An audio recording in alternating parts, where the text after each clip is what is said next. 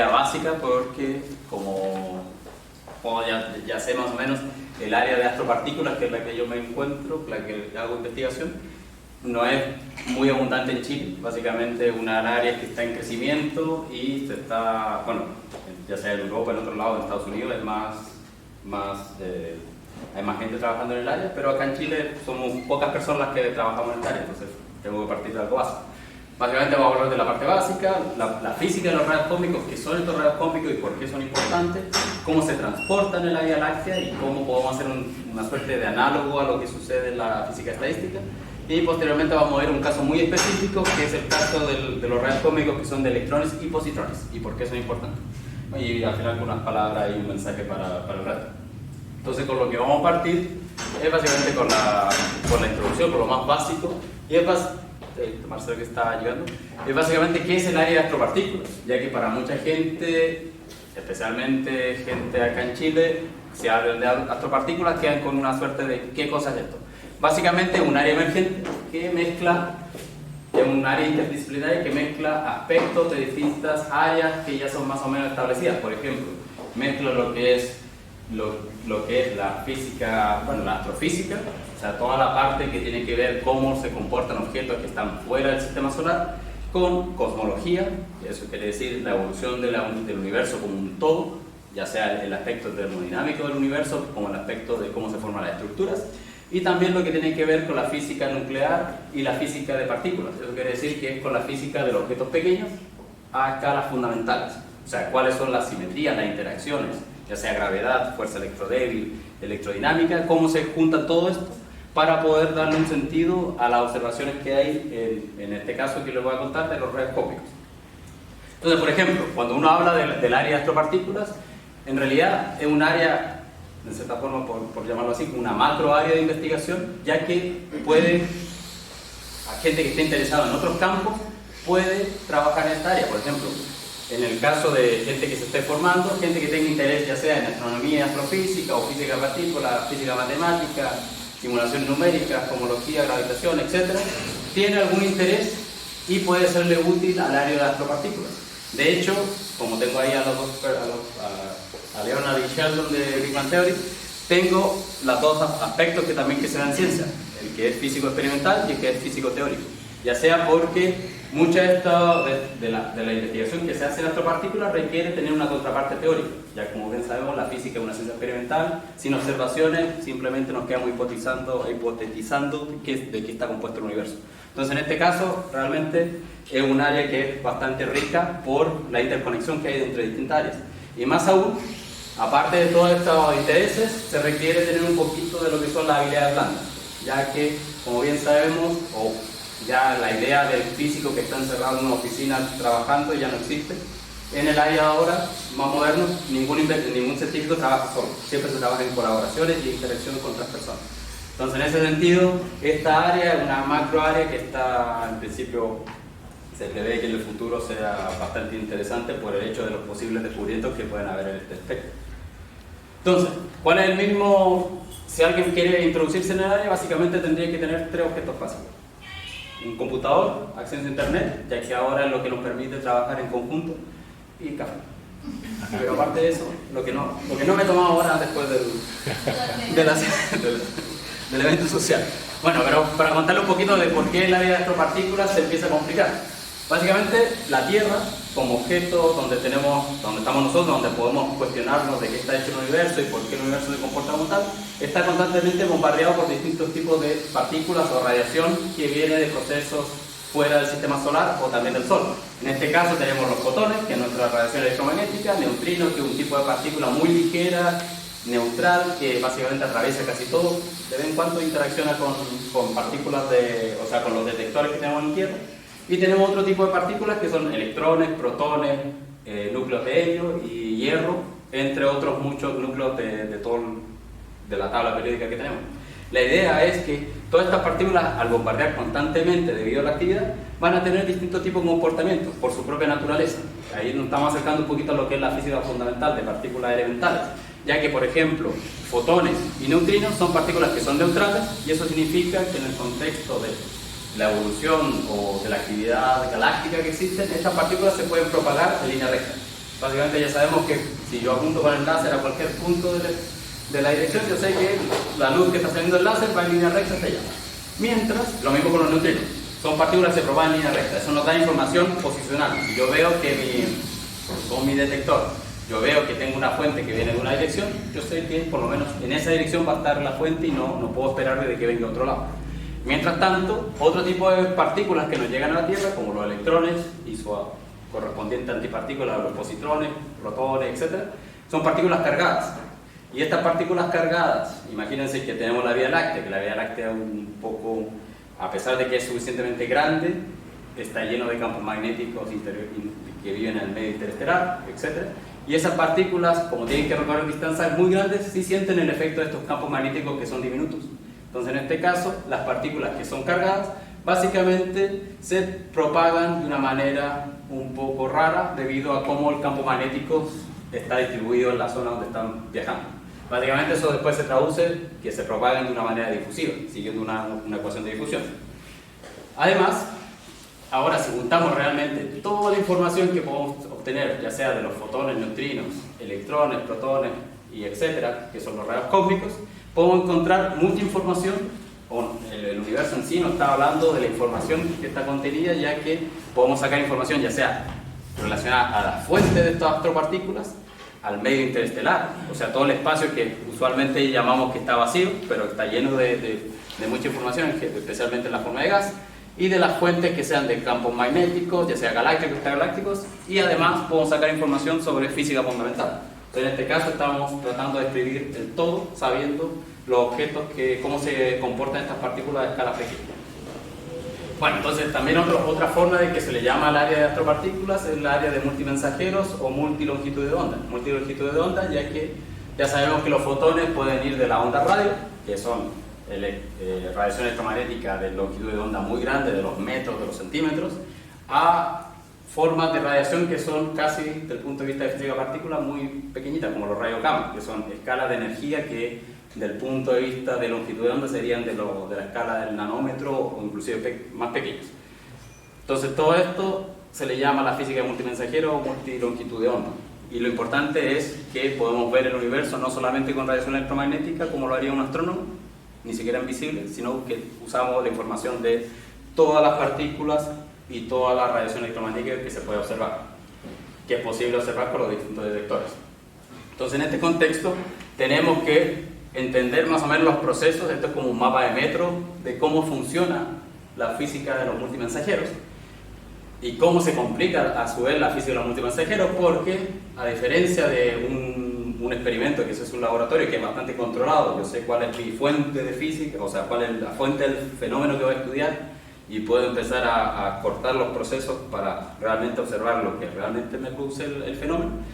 Al nivel galáctico yo voy a tener un cierto proceso que puede ser una explosión de supernova, o por ejemplo el proceso relacionado a la misma actividad galáctica que puede ocurrir por sistemas solares o el centro galáctico que hay en la Vía Láctea. Entonces vamos a tener una superposición de rayos, de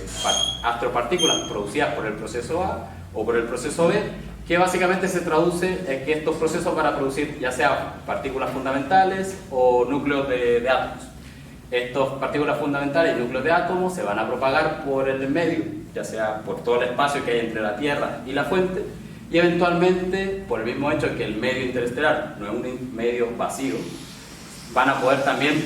tener una retroalimentación y producir de nuevo partículas fundamentales y núcleos atómicos, y etc. Al final,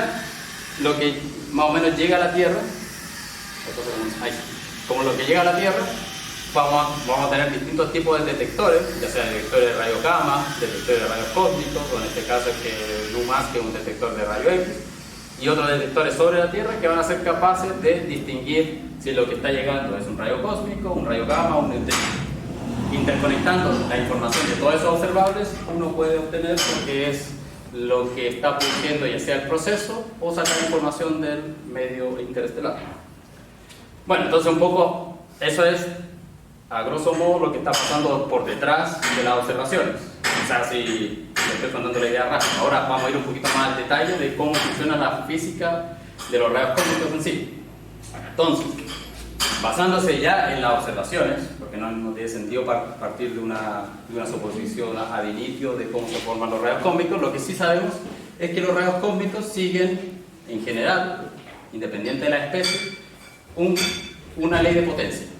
Y es una ley de potencia bastante particular, porque la ley de potencia, más ley de potencia que se observa en física o en el universo. Es una ley de potencia que, por ejemplo, va en energía de estos rayos cósmicos de 10 a la 6 a 10 a la 21 electronvolt. Eso quiere decir que son 32 órdenes de magnitud. O sea, eso ni siquiera se ve. Ya inclusive hay gente, o sea, la ley de potencia también más o menos es como se distribuye la riqueza en un país. O sea, como la ley de Pareto, en este caso, la gente más pobre son los más abundantes y la gente más rica son los menos abundantes, ya sea el país, también sigue una ley de potencia. Los rayos cósmicos es una ley de potencia que se extiende en tanto orden de magnitud que ni siquiera ni la mejor economía ni la peor economía la puede reproducir. O sea, es demasiado grande en orden de magnitud en energía y también en orden de magnitud en flujo, que eso quiere decir la abundancia de estas partículas. Pero, dependiendo de la energía con la cual observamos estos rayos cósmicos, vamos a poder estimar el origen de estas partículas, ya que conocemos la física que está detrás de los procesos astrofísicos. O sea, yo sé cómo el Sol, por muy Sol que sea, no me va a poder producir rayos cósmicos que estén en esta escala de energía. Estos son eventos catastróficos que ocurren, por ejemplo, en los centros activos de galaxias o en eventos como kilonovas o cosas así. Son rayos cósmicos que están más allá de cualquier evento que pueda ocurrir en el vecindario del sistema solar, mientras que estos que están acá, que son más abundantes, son del mismo efecto supernovas locales, o el mismo Sol produce el viento solar, que son los rayos cósmicos de baja energía en este caso, que son los que están en este lado. Bueno, entonces, por otro lado, aparte de solamente estudiar cómo se distribuyen en energía estos rayos cósmicos, tenemos la composición. Ya como yo les contaba, vamos a tener los electrones, los protones, los núcleos de helio, hierro, etc. Toda la tabla periódica. Y una de las gracias que tienen los rayos cósmicos en sí, al sacar información sobre la composición, es que si comparamos la abundancia de estos rayos cósmicos, o sea, de las distintas especies de rayos cósmicos con respecto a la abundancia que hay con el sistema solar, con los tipos de elementos que encontramos naturalmente, ya sea en la Tierra y el resto del sistema solar, vemos que hay algunas diferencias. Y estas diferencias nos entregan información de con qué han estado chocando estos rayos cósmicos a medida que avanzan desde la fuente hasta la Tierra. Por ejemplo, en el sistema solar es muy malo para haber producido o que se encuentre naturalmente lo que es litio, berilio y boro. Porque litio, berilio y boro, si se han producido en el material que realmente ha quedado y formó el sistema solar, son procesos que se han producido en supernova, y el problema es que los eventos de supernova son tan energéticos que el litio, berilio y boro que se podría haber producido se terminan deshaciendo. Son eventos demasiado violentos para que estos elementos hayan sido abundantemente producidos. Mientras los rayos cósmicos, como son una distribución de partículas cargadas, núcleos atómicos que son muy diluidos en el espacio, más el medio interestelar, que es un gas muy diluido en el espacio, tiene tiempo para poco a poco, pero distribuir un volumen muy grande, tiene tiempo para poco a poco ir creciendo en abundancia. Entonces eso nos entrega que, por ejemplo, el medio interestelar es rico en hidrógeno y helio. Lo mismo pasa acá con estos elementos que son el subhierro, el grupo de elementos subhierro, que esto nos da información también sobre la composición del medio interestelar, pero también de cuánto tiempo estas partículas han estado viajando, porque muchos de estos elementos que están acá son elementos radioactivos que tienen un tiempo de vida determinado. Entonces, si vemos un rayo cósmico que en el laboratorio la gente de física nuclear ha medido que tiene una vida media de 100 años y empezamos a ver este tipo de elementos, eso quiere decir que este rayo cósmico ha tenido que estar por lo menos en promedio 100 años dando vueltas antes de llegar a la Tierra. Y por la escala de distancia, etcétera, donde está distribuido esto a la escala galáctica, tendría que ser una fuente muy cercana para que pudiéramos observarlo. Porque si estuviera en el centro galáctico, eso no tiene hubiera sido imposible haber observado este tipo de partículas porque hubieran decaído, desintegrado mucho antes. Entonces, en este caso, la misma composición de rayos cósmicos nos dan la misma información que nos permite empezar a entender cómo se propagan, porque van a ver, en este caso, la razón entre el boro versus el carbono, ya que aquí en el gráfico anterior, si se dan cuenta, el carbono, la abundancia de carbono en el sistema solar y rayos cósmicos es muy similar, ya que son rayos cósmicos o elementos producidos en supernova que son bastante robustos. independiente de que se hayan sido de una o de la otra, son iguales. Entonces, la diferencia es básicamente la propagación. Y esa propagación es lo que podemos observar en este gráfico, que básicamente es el ratio entre boros sobre carbono que nos libera sobre la normalización. O sea, cuántos boros han sido producidos, cuánto carbono ha sido producido en una fuente. Solamente la razón entre estas dos cantidades nos da información sobre el proceso de propagación. Entonces, en este caso, vemos que considerando distintos modelos, que básicamente les voy a mostrar lo que es un modelo de propagación, se pueden reproducir los datos observacionales, y eso ya nos entrega una información muy rica sobre cómo se transporta, ya que uno puede pensar que un rayo cósmico se propaga en línea recta, pero en realidad la línea recta no es la mejor forma de modelarlo, hay que incluir otros procesos. Bueno, entonces, ahora si uno quiere observar los rayos cósmicos en sí, todo este grupo de partículas cargadas va a tener que usar distintas estrategias, ya que de la misma manera que uno puede observar luz visible usando tal vez un CCD, pero no ondas de radio usando un CCD, tiene que usar una antena, o para observar rayos gamma tiene que ir a un detector que es un calorímetro. Lo mismo va a pasar con los rayos cósmicos. Dependiendo de su escala de energía o de cuán abundantes sean en esa escala de energía, vamos a tener que usar distintas estrategias. Los que son de baja energía, por el mismo hecho de que la atmósfera de la Tierra nos protege de esta radiación que podría ser bastante letal para la vida, como nos protege de esa, tenemos que ir a observarlos, o tenemos que llevar nuestros detectores de rayos cósmicos de baja energía a altitudes muy altas, porque nos tenemos que sacar del medio a la atmósfera. Entonces, estos rayos cósmicos que ustedes vean, que son básicamente producidos localmente y que son muy abundantes, tenemos que ir a detectarlos, o tenemos que mandar nuestros detectores a gran altitud. Entonces, cuando uno quiere buscar en gran altitud, vamos a tener dos tipos de posibles detectores. Uno es mandar un globo aerostático con otro detector, que por lo general se mandan en la Antártida, o mandar detectores que estén en el espacio, directamente en el espacio, por ejemplo en la Estación Espacial Internacional o en un satélite. Por otro lado, los que son más raros de observar, pero que son de mucha más grande energía, son de origen extragaláctico, ya que por todo el estudio que ya se ha hecho, investigación sobre astrofísica galáctica, sabemos que no existen fuentes que puedan producir estas partículas con energías tan grandes. Entonces tienen que ser de fenómenos que ocurren fuera de la Vía Láctea, son muy raros en el sentido de que la abundancia es muy baja, y la única forma de observar algo que es muy raro en el tiempo es tener un detector muy grande y distribuido en el espacio. Básicamente es como si uno tiene un mar lleno de peces, con una red pequeña capturo varios peces, pero si tengo pocos peces tengo que tener una red muy grande para poder capturar por lo menos un pez. Entonces la idea de esto es básicamente tener detectores que están distribuidos en un área muy grande para maximizar la probabilidad de que por lo menos aparezca un rayo cósmico. Entonces en este caso la tecnología que se usa es los detectores de superficie, detectores Cherenkov, como el futuro CTA que va a estar en la región, también detectores de fluorescencia. La idea de estos detectores no es observar los rayos cósmicos como en el caso anterior que les contaba de estos rayos cósmicos de baja energía, ya que en este caso la atmósfera misma es parte del detector. Básicamente un rayo cósmico que choca con la atmósfera va a producir lo que se llama una lluvia de partículas cargadas, y esas partículas cargadas van a producir radiación de Cherenkov, etc. Entonces en ese sentido vamos a tener dos tipos de estrategias completamente distintas. En una tenemos que deshacernos de la atmósfera porque nos destruye la observación, y por otro lado usamos la misma atmósfera que nos protege, pero para poder observar estos rayos cósmicos. Como yo les voy a hablar básicamente de los rayos cósmicos de baja energía, que son los que yo estoy interesado, vamos a tener distintos experimentos. Por ejemplo, lo que había contado. Este es el experimento ATIX, el observatorio ATIX, que básicamente es un globo aerostático que está en la Antártida. La idea de utilizar la Antártida es por lo mismo cómo se mueven los vientos en la Antártida, ya que yo puedo lanzar mi globo, por ejemplo, la estación O'Higgins que está ahí, espero un tiempo y el globo va a volver a la estación O'Higgins, ya que va a circunvalar lo que es el polo sur y vamos a poder volver, ya que los vientos en la Antártida son más o menos giran en torno al polo sur. Esto no lo podría hacer si lo lanzo aquí, iría para Argentina y después tendría que ir a buscar el globo por allá, si que lo lanzara en esta zona, en Atacama. Tenemos otro tipo de detectores que es Pamela, que es un detector que es eso que está aquí, está pegado a un satélite de telecomunicaciones ruso, y es básicamente solamente como casi si fuera como una garrapata del satélite, simplemente le saca un poquito de electricidad para poder hacer las observaciones. Y lo que actualmente está funcionando es AMS2, que es el Alpha Magnetospectrometer, que es la segunda versión y que está en el espacio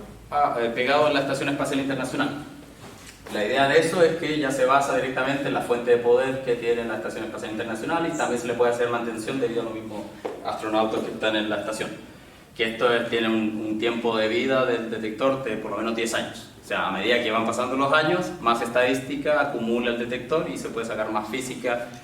fundamental o física o astrofísica relacionada a los rayos cósmicos. Bueno, entonces un poquito cómo funciona AMS. Básicamente, si tenemos un rayo cósmico que viene del espacio, va a pasar por aquí. En principio vamos a tener una sección del detector que nos va a decir por dónde entró, otra sección que nos va a decir a qué tiempo pasó y otra sección que nos va a ir indicando las distintas capas que va atravesando hasta llegar a un calorímetro que nos dice cuánta energía viene trayendo este rayo cósmico. De relacionar las distintas observaciones, las distintas etapas, uno puede sacar lo que es la especie, uno puede diferenciar si es un electrón, un positrón, un protón, etcétera, un átomo de hidrógeno, y también nos va a poder decir la dirección de dónde vino y la energía con la que llegó. ¿Cuál es la idea de que venga por este lado y por qué esta partícula se ve media curva? Es porque acá tiene un imán cuadrupolar superconductor que permite, si es una partícula cargada, poder deflectarla un poquito y ya sabemos que una partícula cargada en un campo magnético se desvía un poquito. Entonces, de esa desviación podemos sacar una relación entre la masa